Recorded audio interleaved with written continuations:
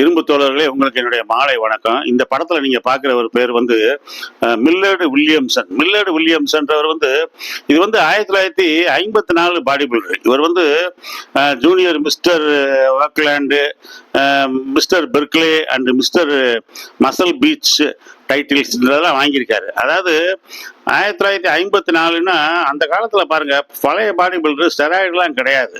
செஸ்ட்டை வந்து எவ்வளோ உயரமாக தூக்கியிருக்காரு பாருங்க. இதுக்கு காரணம் என்னன்னா, இதுதான் rib cage, chest rib box அப்படின்பாங்க. செஸ்ட் ரிப் பாக்ஸ் இதோட இது என்னன்னா, புல்ல ஒரு அதிகமாக போடுறது, செல்ஃப் எம்டிங்னு வயிறை உள்ள இழுத்து இழுத்து ப்ராக்டிஸ் பண்ணுறது.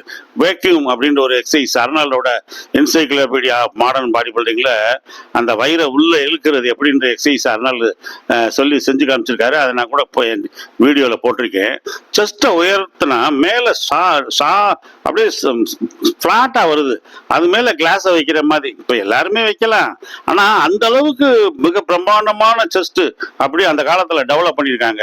ரெண்டாவது, இந்த மாதிரியான டெவலப் பண்ண உடம்புகள் வந்து மாடர்ன் இன்ஸ்ட்ருமெண்ட்ஸ்லாம் அந்த காலத்தில் கிடையாது. புள்ளி சிஸ்டம்லாம் அதிகமாக கிடையாது.